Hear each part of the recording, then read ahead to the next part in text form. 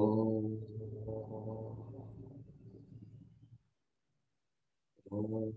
सहना भवतु सहनौ भुनक्तु सह वीर्यङ्करवावहै तेजस्विनावधीतमस्तु मा विद्विषावहै ॐ शान्ति।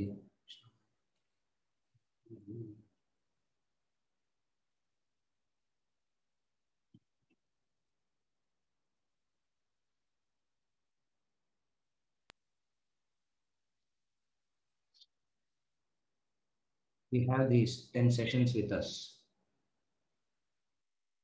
to explore into this Vedanta. What is Vedanta and the various things that we are discussing with it.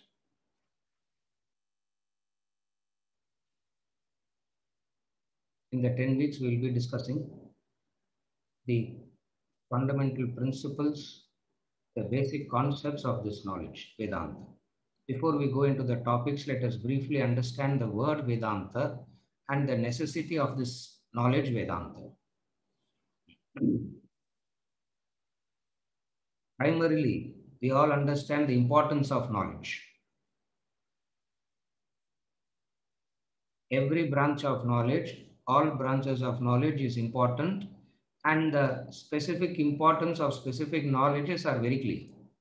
For example, the importance of carpentry is understood. The importance of engineering is understood. The importance of medicine is understood. Similarly, what is the importance of this knowledge? What is it that one misses by not having this knowledge? And what is it that one gets by understanding this knowledge? This is what we are going to discuss today in the first session. All human searches begin with knowledge. And knowledge itself goes towards something meaningful, purposeful. Knowledge must lead life to make it purposeful, meaningful. That is the importance of knowledge. That is why you find even the richest person wants his children to be educated. Why even the richest person wants his children to be educated? It is the knowledge that brings about some meaning and purpose to life. And here is this knowledge, we are calling it as Vedanta. And what is this knowledge means, for which we have to briefly discuss the meaning of the word Vedanta. Veda equals knowledge, Anta equals end. Veda equals knowledge, Anta equals the end. It means the essence, it means the end, it means the goal. So, Vedanta literally means the essence of knowledge, the end of knowledge, the goal of knowledge. And the popularly known meaning of the word Vedanta is the end of knowledge. And what is the end of knowledge means? The word end has very many meanings. It is called the end because it comes in the end portion of the Vedas. Therefore, it is called the end. And there is a much more meaningful definition for this word end, which is what we are discussing today.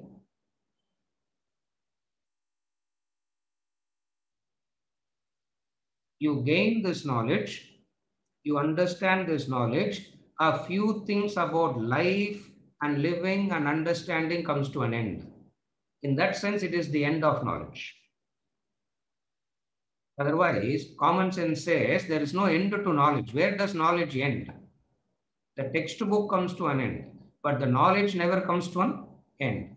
Knowledge is ever expanding. You cannot say knowledge ends. And here, for thousands and thousands of years, we are glorifying this knowledge, calling it as the end. And what does the end means? The end means gaining this knowledge, understanding this knowledge, a few things comes to an end. That is the end. You gain this knowledge, you understand this knowledge, certain things comes to an end. What are those things is what we are going to discuss later. So first we understand the importance of this knowledge. Veda and Anta means the end of knowledge. And then we ask this question, what is it that we miss if we don't have this knowledge? For we can always ask this question. Sir, there are millions and billions living without this knowledge. There are millions and billions living without this knowledge. What? So what if we don't have this knowledge?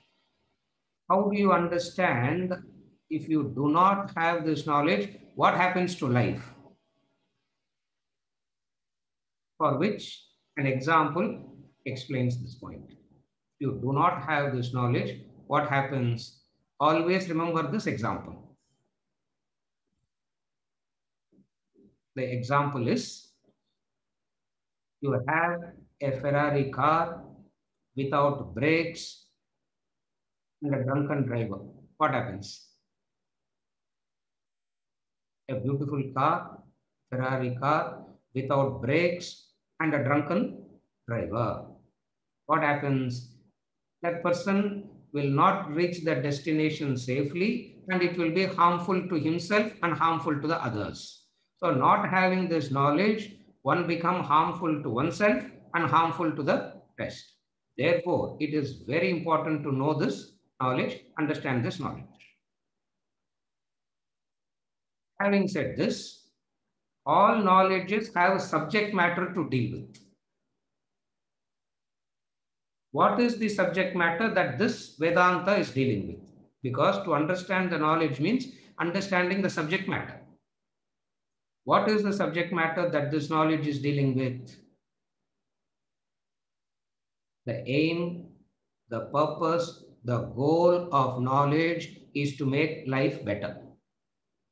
The aim of knowledge, the purpose of knowledge, the goal of knowledge is to make life better.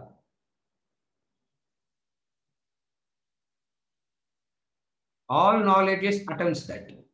Science makes the knowledge of science is trying to make life better.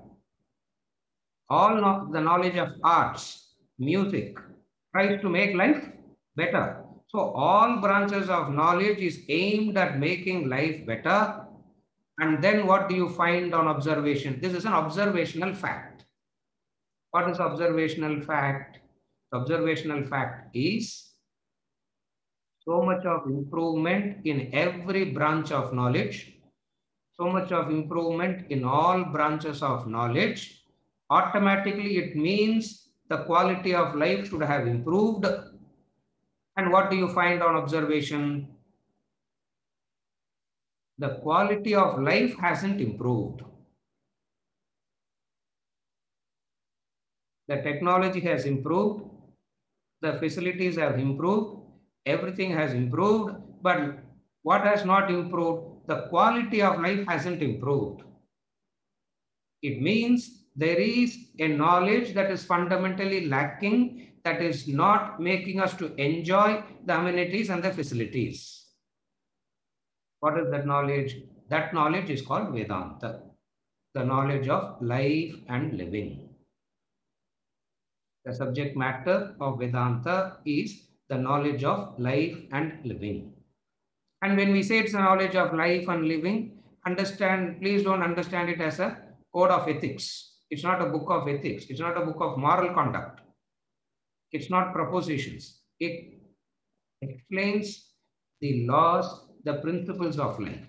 It says what life is and makes life better. So what is Vedanta? The end of knowledge. What is the subject matter of this knowledge? You, the individual, is the subject matter. Having gained this knowledge, your life becomes better. Therefore, Vedanta is the aim and purpose of Vedanta. Since we spoke about as the knowledge of life and living, automatically the next question is, what is life? Automatically the next question that comes is, what is life? Life is defined as Anubhava Dhara. Dhara means the uninterrupted flow. Anubhava is experiences. What is Dhara? Dhara is oil flowing from one vessel to the other vessel. You can pour water from one vessel to the other vessel, and you can pour oil from one vessel to another vessel. So Dhara means the uninterrupted flow. Anubhava, experiences.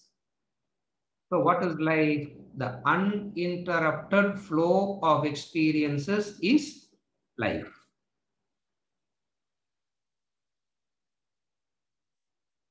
The uninterrupted flow of experiences is life.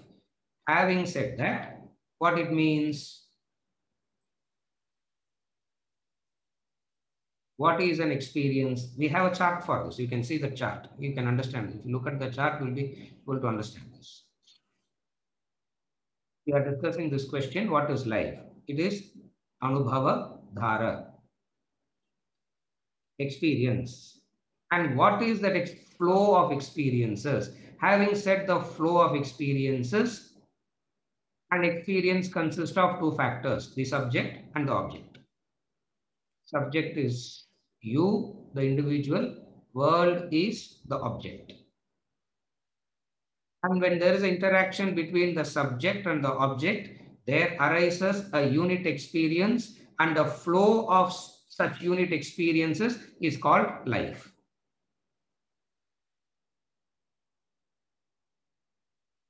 What people understand is, if you want your experience to be better, you got to make the world better. If you make the world better, you can contact a better world. And when you are contacting the better world, your experiences will be better. And when your experiences are better, you will say life is better. So the attempt is to make life better. So one set of humanity or everybody started working on one, that is the world. There rose several sciences and technologies that has made the world better. And the hope behind this knowledge is what? If everything is made better, the quality of life will be better. And then we realize on observation again, it's an observational fact. Again, we realize that the world has become better, the objects have become better, but the quality of life still remains the same. It means another vital factor is missed. What is the vital factor that is missed in the constituent of experience? You, the individual, is missed. And here is this knowledge exclusively designed thousands and thousands of years ago to work on you, the individual. And what does this knowledge deal with? It deals with you, the individual. It teaches you a few things of what life is. And by learning these few things, your doubts, your insecurities, your fear, your stress, etc. comes to an end. In that sense, it is the end of knowledge. For all knowledge seeks to come to that point only. All knowledge is seeking to come to that end experience of peace. All knowledge seeks to come to that end of security. And here is knowledge that provides you. Therefore, it is called the end of knowledge. Also, why it is called the end of knowledge is because having learnt it, you will not lose it again. This is very important aspect. That's the uniqueness of this knowledge. Having learnt it, you will not lose it again. In all other knowledges, you learn it. If you don't keep up to it, if you don't practice it, you will lose it.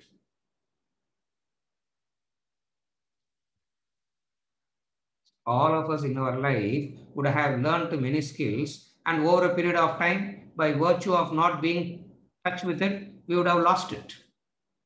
So it means we have the knowledge and you can lose the knowledge. And the uniqueness of Vedanta is you have this knowledge, you understand this knowledge, and you cannot lose it.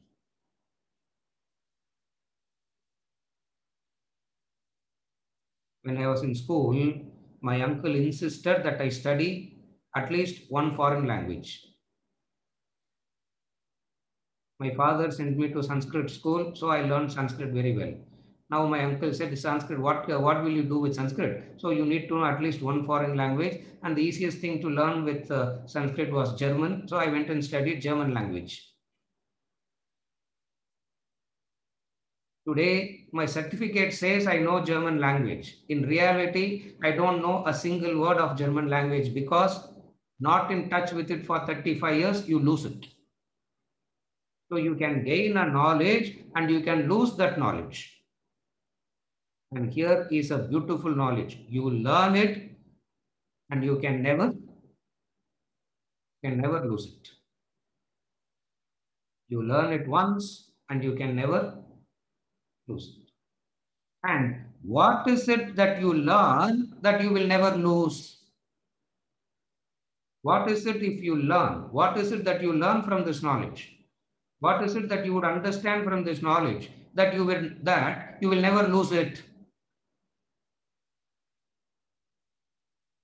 There are 5 things, which is the crux of today's session. There are these 5 things you learn, you can never lose. Remember, of the 5, the 3 is the practical aspect, the 2 is the core. When I say the practical aspect and the core, what is meant is the building and the foundation. You can see a beautiful building and miss the foundation. Most of the time it happens. You see a beautiful tree and forget the strong roots that are supporting the tree. You see a tall building and miss the roots that are supporting it. Why do you miss the root? Because it's not visible. Because it is not visible, you miss it. And that a strong, beautiful tree implies a strong root. A tall building implies a strong foundation. So what is it that you gain from this knowledge? The 5 things. Of the 5 things, the 3 is the practical aspect, the 2 is the core. And rest of the 9 sessions, we are going to talk about, elaborate on this 5. Today, we will list out what that 5 is and understand the importance of it. And rest of the 9 sessions, we would discuss that. And hopefully, we all survive the 10 sessions. That is, if we survive the 10 sessions.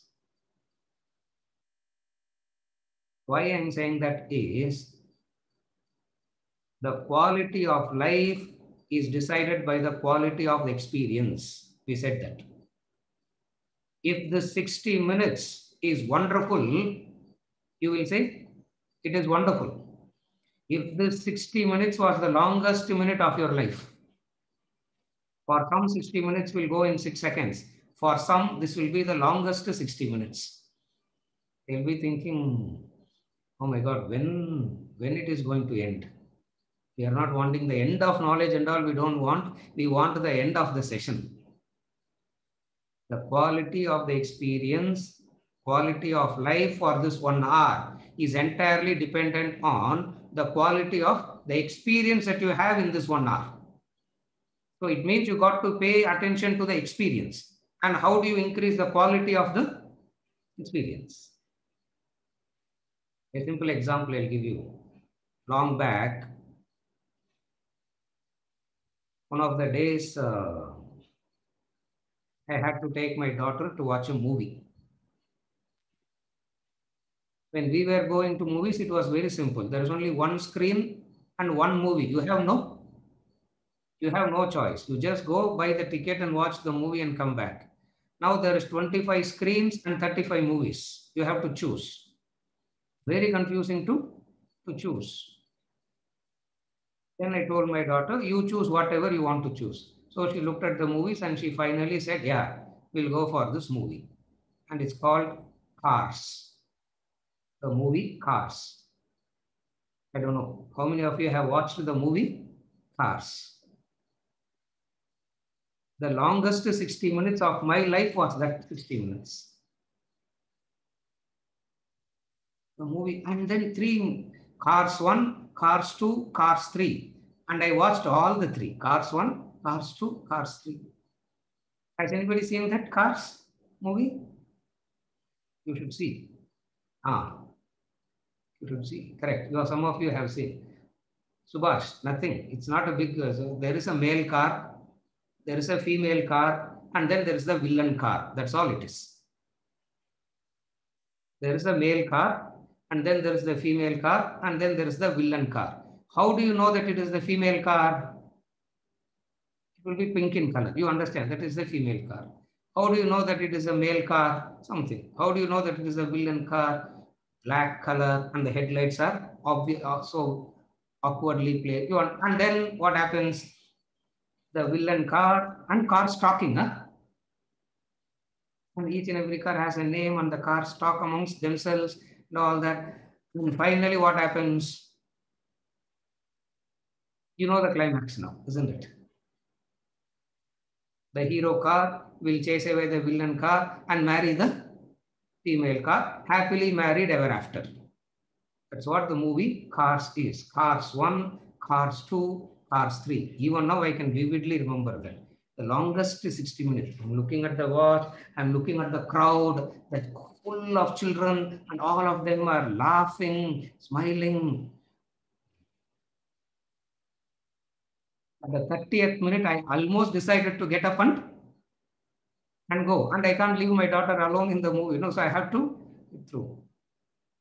The quality of experience determines the quality of your life. And here is the knowledge that teaches the individual how to increase the quality of experiences in life. It's nice to hear if your experiences is of good quality, your life is better. It is nice to hear that. The question is, what is the technique? What is it that if I deal with, the quality of my experiences will become better? That is the crux. The five points. You see the chart, you will see the 5 points. The 5 points are: number 1, the freedom of choice; number 2, the joy of action by eliminating stress; 3, relationship with the world; 4, growth through contentment; and 5, self-discovery. The 5 fundamental principles that all knowledges we are seeking the 5 through. We are seeking these 5 by all knowledges. We are seeking these 5 only. The freedom of choice, the joy of action by eliminating stress, relationship with the world, growth through contentment, the last one, self-discovery.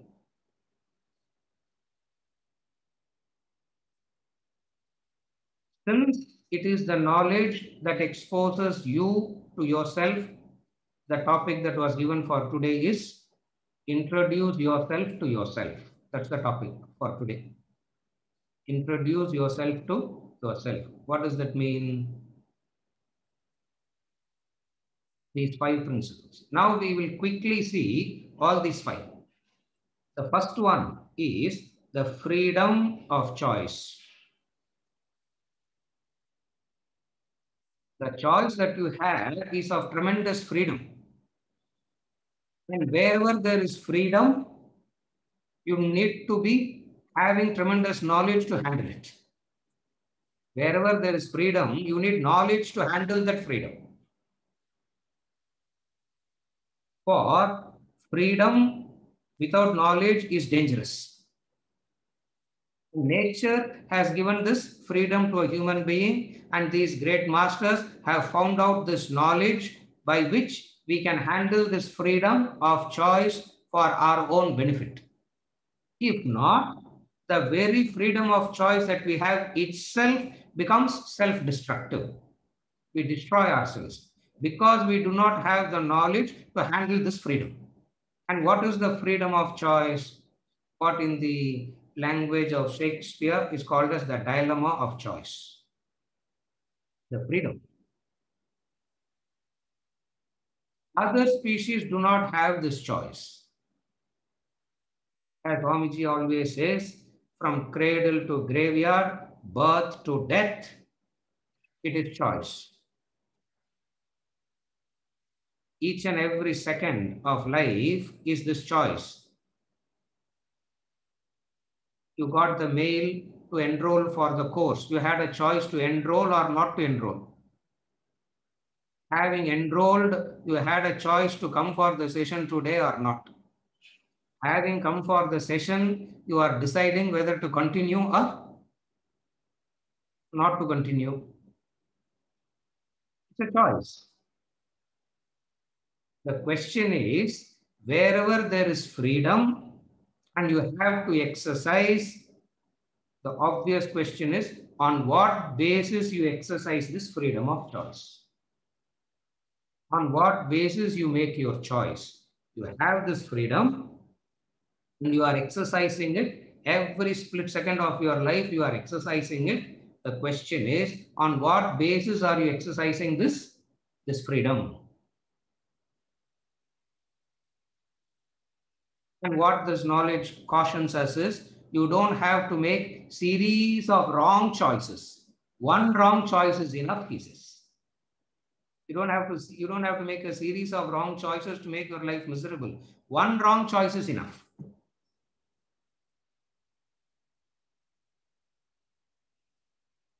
Like Macbeth in the play Macbeth, like King Lear in the play King Lear, like Ravana in the play Ramayana.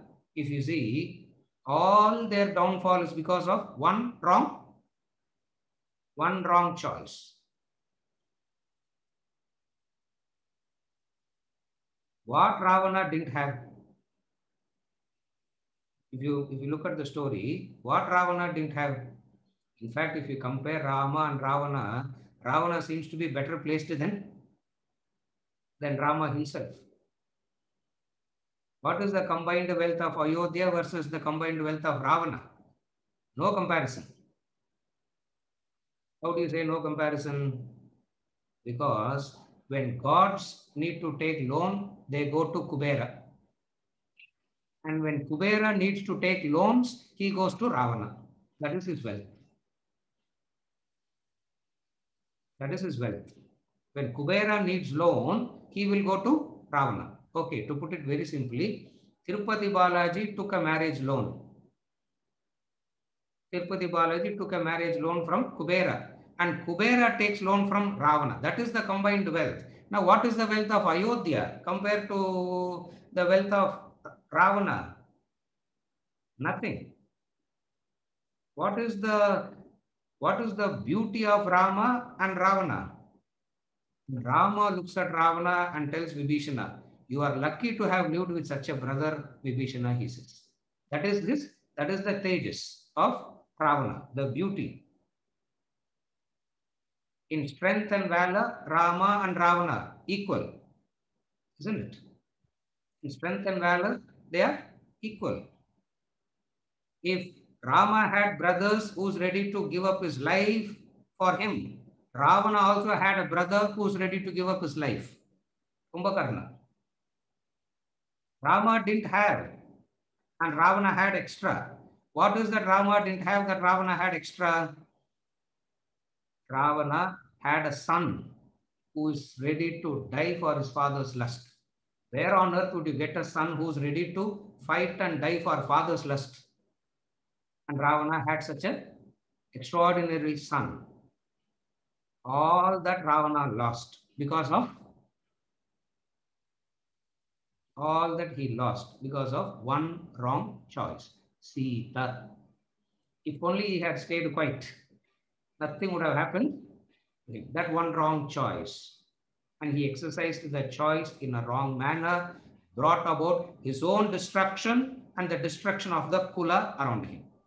So all this knowledge talks about you have the freedom of choice, and it is very important for you to know how to exercise this freedom of choice. And here is this knowledge that teaches you how to do that. Now, don't ask me how to do that. Rest of the sessions, we are going to talk about that. Today is only a trailer. Nowadays, we don't say trailer, we use some other word, isn't it? We don't use trailer today. The word trailer is not used. Today, they use some other word. What is that word that they use today? They use some other word, no? No. Right. That's the word. So, first point, you exercise the freedom of choice. You exercise the freedom of choice rightly by having this knowledge. As a result of which, what comes to an end? As a result of which, what comes to an end? The dilemma comes to an end. Teaser. Today is a teaser. Promo. Yeah, today is a promotional video for promotional class for Vedanta. Teaser for Vedanta today. Insta post lo I think we should put like that, isn't it? Teaser, promo. So that is the vocabulary today. So you gain this knowledge, the freedom of choice comes, the dilemma of choice comes to an end, so that you will never make a wrong choice at all. That is the first thing, the freedom of choice.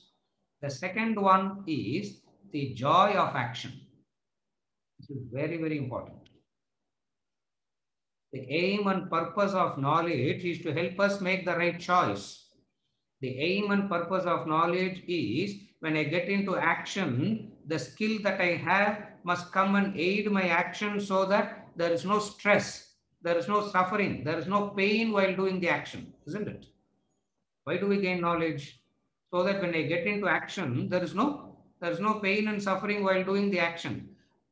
And to ensure that we don't get this pain and suffering, what does a human being do?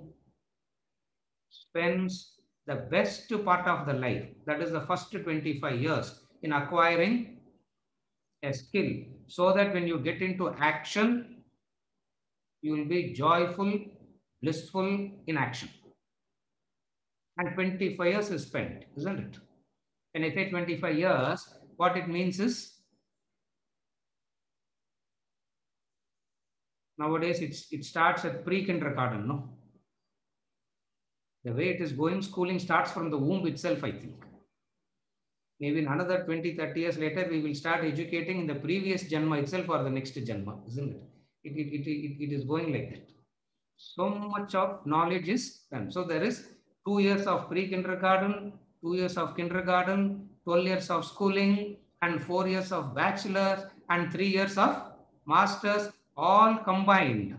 You would have spent 23 years, 25 years. All this preparation is for what? So that when you get into work, the action is the joy of work.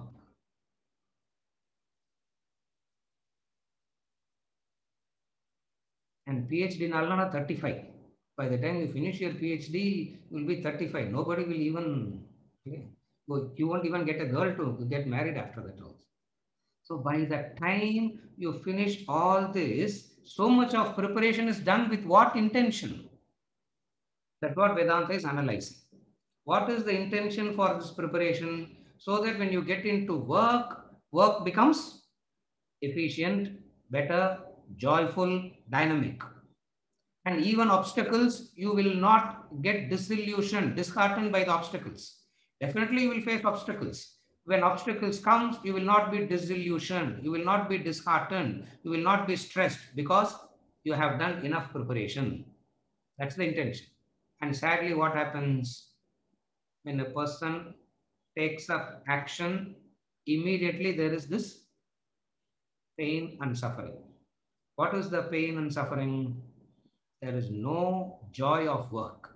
There is no joy of action. It means one important component is missing.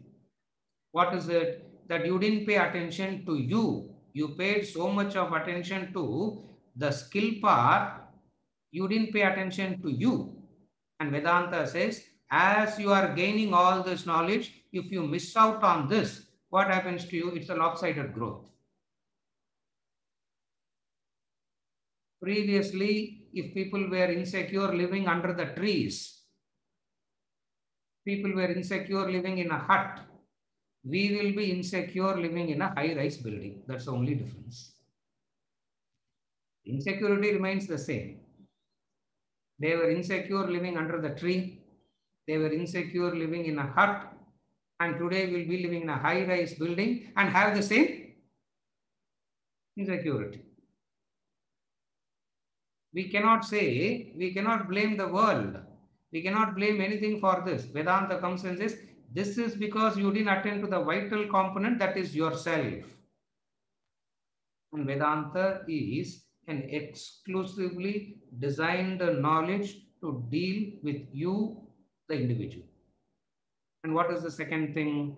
The joy of work. What nowadays people call as job satisfaction, no? Whatever you do, you should feel happy and satisfied. No, sir. It's a skill. It's a technique. You can learn that. How do you do that? That is the joy of action by eliminating stress. Opposite of that is what? The joy, the very thought of action itself is painful.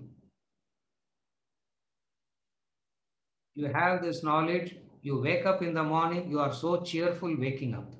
You don't have this knowledge, you will think, oh my God, one more day to go. That's the difference, that's all.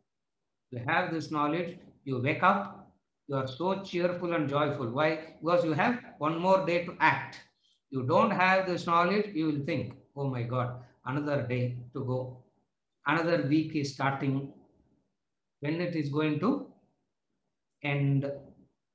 A person of skill doesn't need a break from action. And you cannot take a break from action. As is said in the Bhagavad Gita, Nahi kaschit kshanamapi jatu tishtatya akarmakrit. You cannot escape action even for a split second. You have to be in action. It means you need to know how to be joyful in action. And here is his knowledge that teaches you the joy of action by eliminating stress. The second important factor. The third factor that this knowledge teaches you is the relationship. Relationship with the world. Please understand, whenever we talk about relationship with the world, we don't mean Argentina or Caribbean island. World means where you are living is your world. Relationship with the world. And human being needs this knowledge. Why? Because only a human being has a difficulty relating to fellow human being. The difficulty of relationship is because of two, the lack of assessment and the lack of communication. And the human beings do not know how to assess and communicate to one's own species.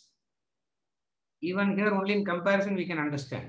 The other species don't have this difficulty at all. You all would have observed the colony of ants crisscrossing. You know, ants crisscrossing all the time. And whenever two ants cross, they touch each other, isn't it? They touch each other as though they are kissing each other. They are not touching each other. They are not kissing each another. They are communicating. Next time when you get a chance, you can observe it. I have done this observation many number of times. Hours together also I have done this. So wonderful it is. Not a single ant will tell the other ant, excuse me, touch me again. It will not say that. Not a single ant will say, touch me again. I didn't understand what you meant. Touch me again. Here, every 10 minutes, we have to keep asking, do you understand? Do you understand? Do you understand? And the other person also will nod the head and say, I understand, understand.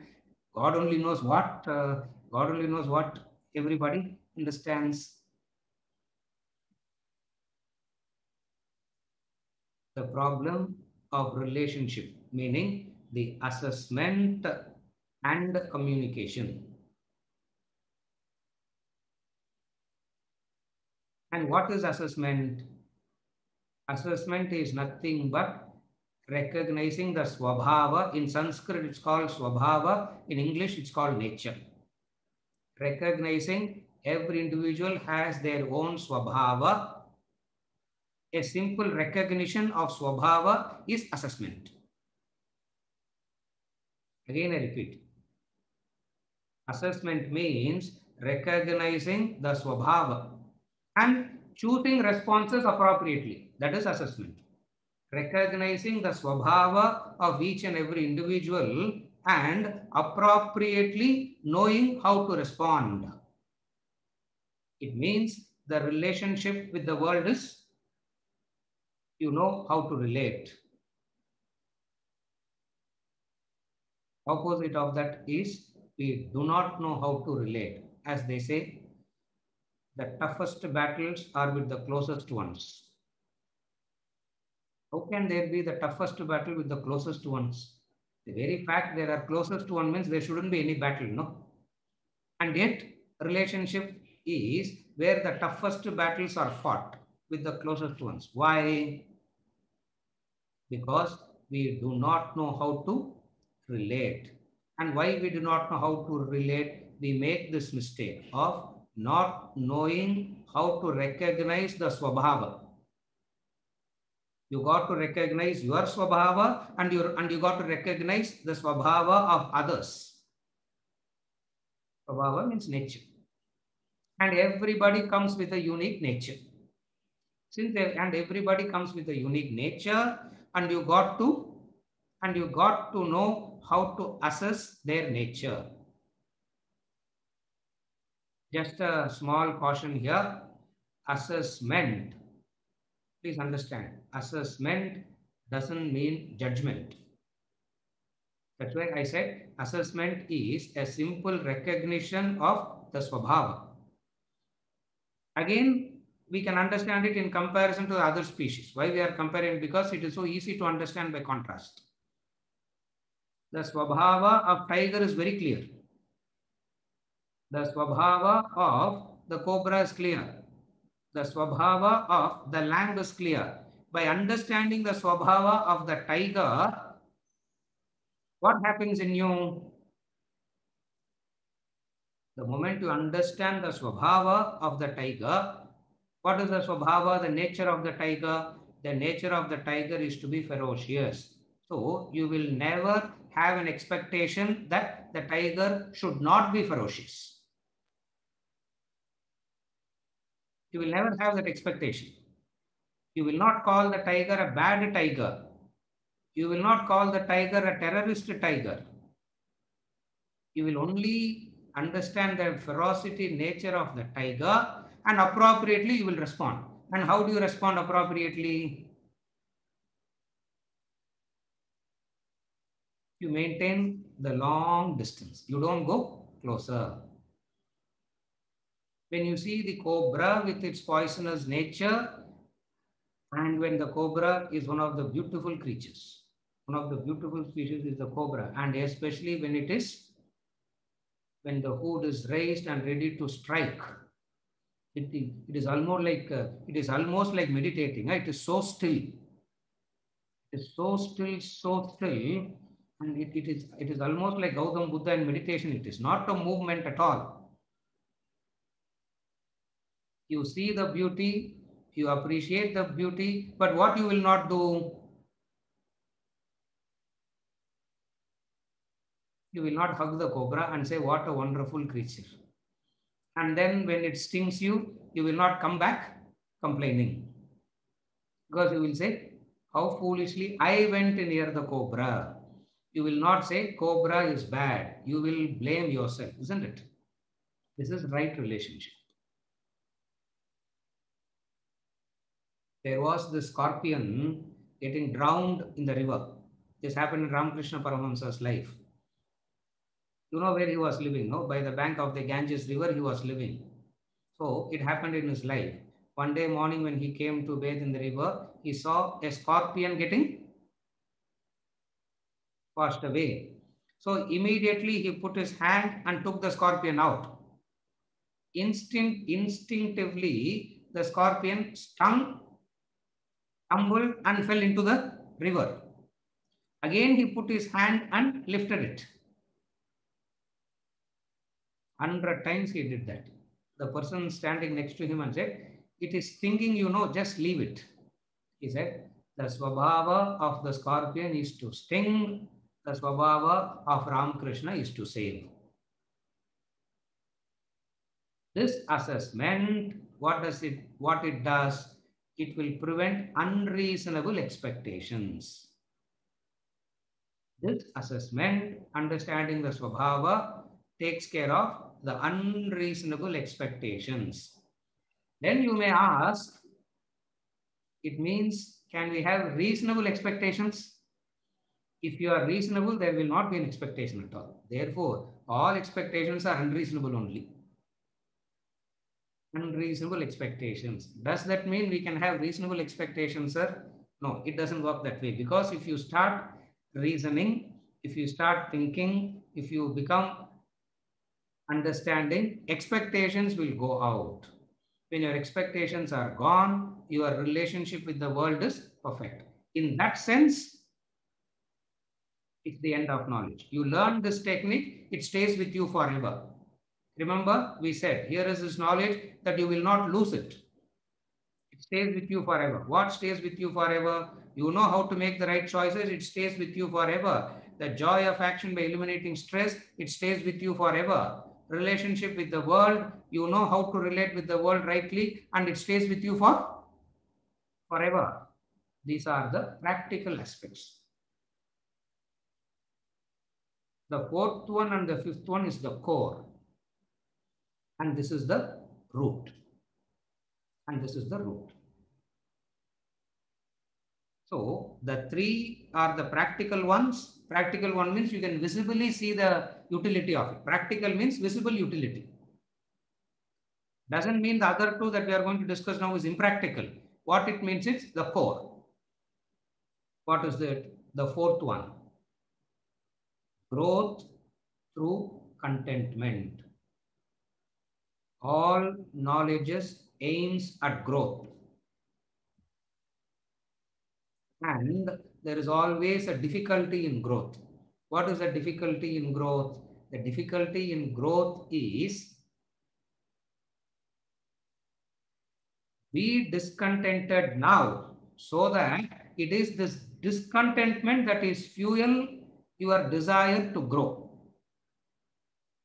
The fuel to growth always comes from discontentment. Is the wrong notion about life. Vedanta comes and corrects that and says, you do not grow like that. Nobody has grown like that. You grow, achieve growth through contentment. And it resolves this paradox. It's a paradox. What is the paradox? Contentment and growth appears to be a paradox. Here, Vedanta says it's not a paradox. You can achieve growth, which is in relation to the future, and contentment is in relation to the present. The contentment is in relation to the present, and growth is in relation to the future, and the humanity believes sacrifice the present for the future. And when that future will come, God only knows when that will come. Huh? God only knows when that future comes. When you are young, can we say better future means the day you land on your dream job, or the day you get married, or the day your children is born, or the day your children gotten into the best things in life? What is growth? And all of us are aiming for this entity called growth without defining what growth is, without understanding what growth is. And Vedanta comes and solves this paradox by saying contentment is in relation to the present and growth is in relation to the future. If you sow the seed of contentment today, you reap the fruit of contentment tomorrow. If you sow the seed of discontentment today and hope to reap the tree of contentment, it doesn't work that way. Again, I repeat. If you sow the seed of discontentment and expect to reap the fruit of contentment, how does it work? It doesn't work. It is like saying, I sow bitter neem seeds and Alfonso mango comes out of it. Is it possible? It's against the law of karma. It's against the law of nature. What is it? You sow the seed of contentment, you reap the tree of contentment. You sow the seed of discontentment, whatsoever you get externally, the discontentment will still remain. You may have landed on the best job, you may have landed on the best boss, you may have landed with the best wife, you may have landed with the obedient children. All these are impossibilities. Still, I'm saying. You may land at having all these, and yet discontentment remains. Why? All through in life, we have been sowing the seeds of discontentment in the hope of contentment. Here is this Vedantic knowledge that teaches you how to achieve growth. As I said, it may be slightly difficult to comprehend, but don't worry. We'll be discussing that in 2 sessions. We have 2 hours. We have to discuss this. There you understand with all the logic and reason. We'll be explaining how it works. But for today, just understand that your tomorrow comes out of your today. That's the law. Your tomorrow doesn't come out of your calendar. Your tomorrow comes out of your today. Just as your today came out of your yesterday, your tomorrow comes out of your today. And if the today is discontentment, tomorrow cannot be different from that. For the tomorrow is the continuity of today. And here is this knowledge that teaches you. That's why we say all human beings needs this knowledge.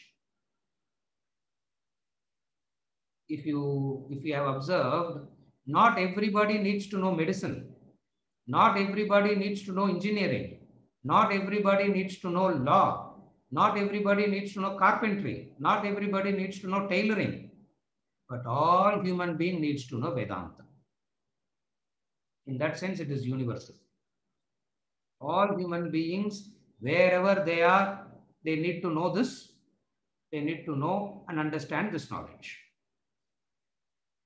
Then the last one, self-discovery.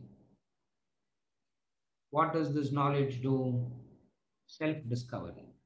The self-discovery at 2 levels. There is a relative level self-discovery at the ultimate level. In the ultimate level, it is who am I? In the relative level, it is your Swadharma. Self-discovery. At the relative level, it is your Swadharma. At the ultimate level, who am I? Now, even if you are not interested in the ultimate level, who am I? Still, this knowledge is important.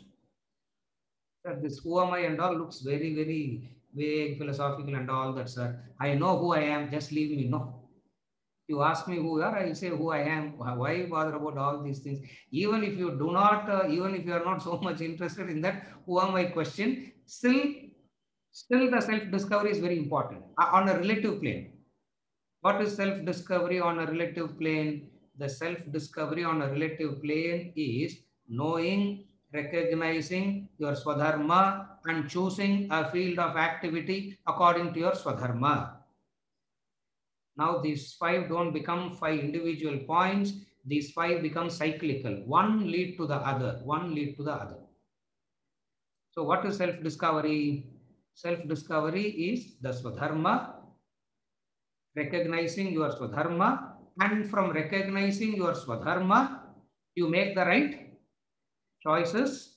And when you make the right choices, the very right choice itself is so joyful, and you are so blissful in doing the respective actions.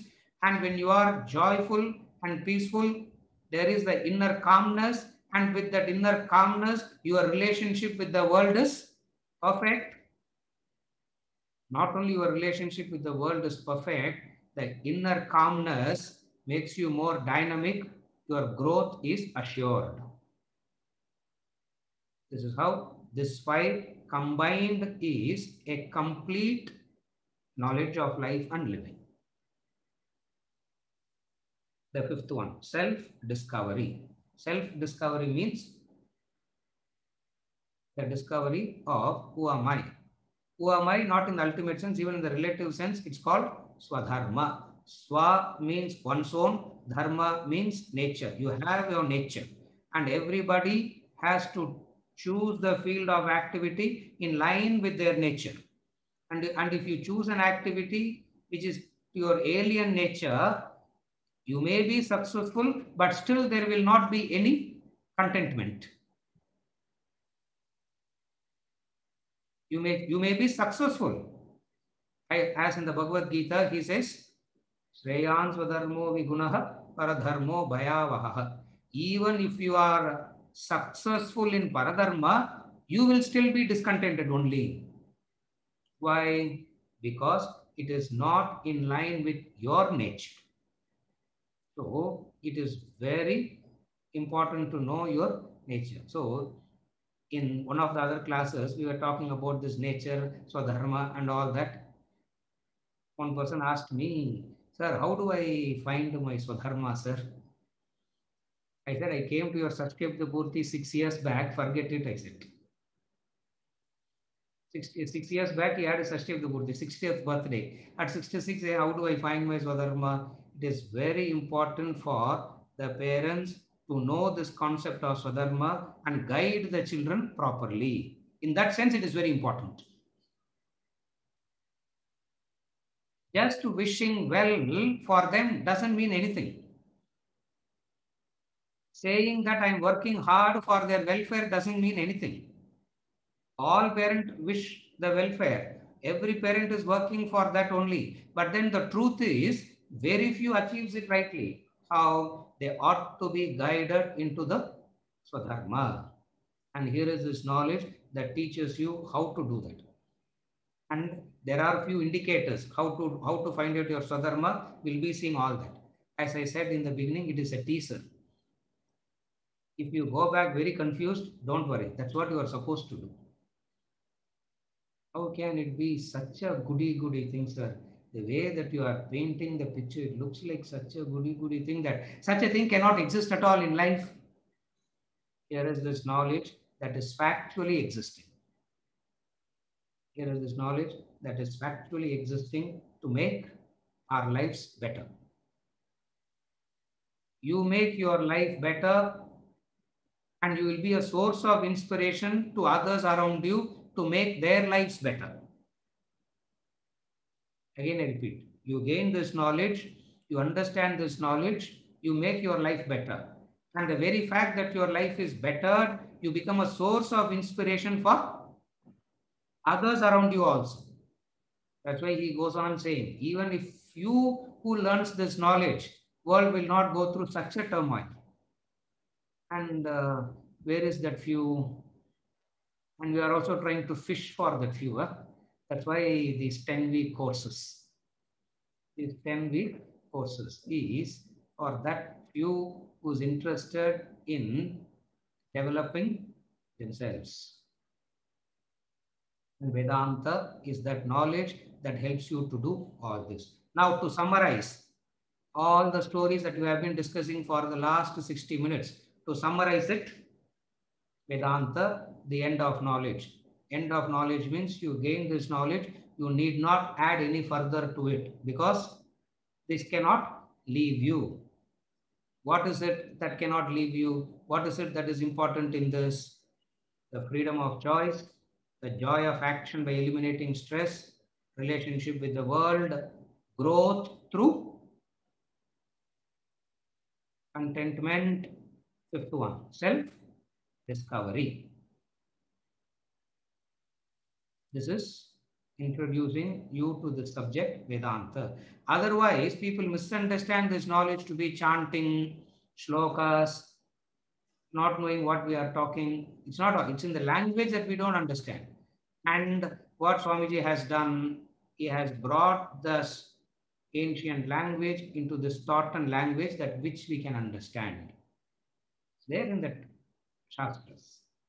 It has brought to light in the modern thought and language which we can understand and make use of it.